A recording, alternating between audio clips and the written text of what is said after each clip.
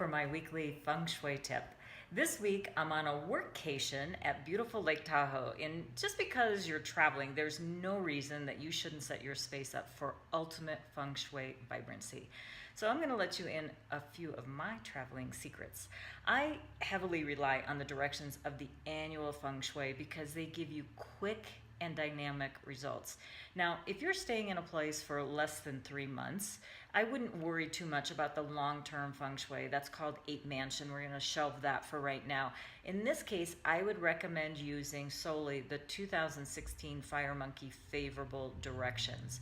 Now, when I first arrive at a new place, even if it's an overnight stay at a hotel, I assess what I can and cannot do in a temporary space that I'm staying at. So what I'm doing is I'm looking at what's called the form school, and these are the tangible items that you can see, like furniture and big objects that are in a room.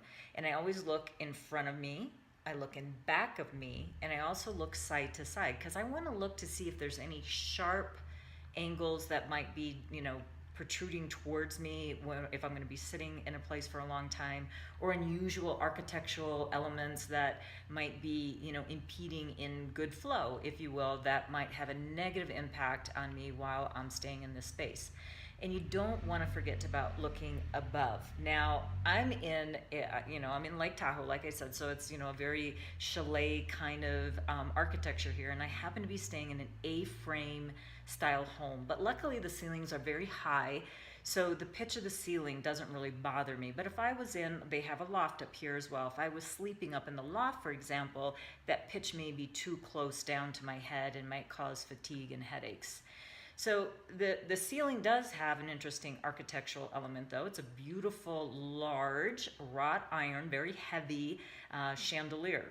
So that is something that when I looked above, it was like, okay, I'm not going to sit under that to do it for any length of time. So I moved over the sofa a little bit so I wouldn't be sitting under that to avoid that oppressive energy coming over my head. So even if you do those simple things like moving away from sharp corners or something that has a heavy object over your head, that's a really good start.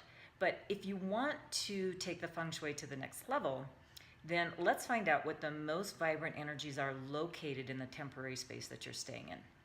So I always travel with my professional Feng Shui compass. It's just kind of the rules of the trade, if you will. It's called a Lopan, but you don't need that. What you just take your smartphone, download a free digital compass. There's several of them out there. You don't have to even buy one. Just get the free one.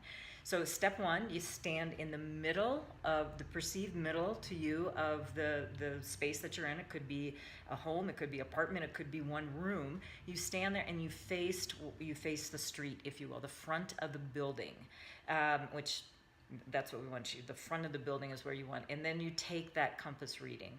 So step two, now that you know the directions, you want to just jot that direction down. For example, let's just say arbitrarily that the building is facing 125 degrees southeast. So then you want to do a quick sketch of the floor plan, overlay the 2016 Feng Shui compass dial and then face that dial on the floor plan. Let's use that same example of 125 degrees southeast. So that way you can just kind of see the directions. And now I've made a special dial up for my clients, and I'm very happy to give you access to that. So just go to bit.ly/2016 power directions. That's all lowercase. And then once you get that download, make a transparency of it and then overlay it on top of the drawing that you made of your floor plan. So you can use this in any space all the way through February 3rd, 2017. So there's some longevity here. So it's valid to go ahead and get that taken care of now. So, but how do you interpret that annual Feng Shui direction? So basically you're going to look at the green areas that I've indicated on that template. So it's going to be the east, southeast, west, and northwest sectors of any space. And take note of the challenging one area as well. That's going to be in the northeast.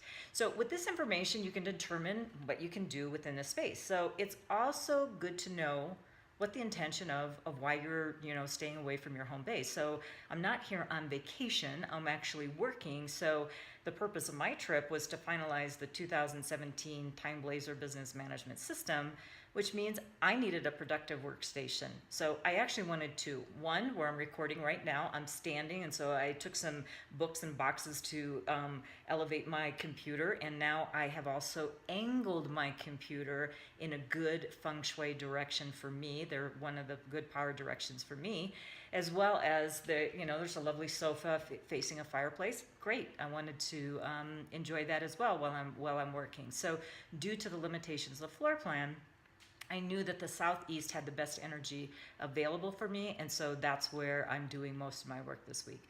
Okay, here's an extra credit for you. If you want to further refine your workstation and positioning, like your laptop, or again, depending on the purpose of your trip, but I'm using the personal power directions, and you can get those directions at www.freebusinessastrology.com. Just enter in your birth information and then you can pull that up. So back to the townhouse I'm staying at. Unfortunately, all the bedrooms are located in the northeast, and that's where the most negative energy is. So the only option I have is, really using those good energies of the when I'm in the wake hours, if you will, and that's in the southeast. So that's how I can be most productive while I'm away. And by the way, the annual feng shui works very fast.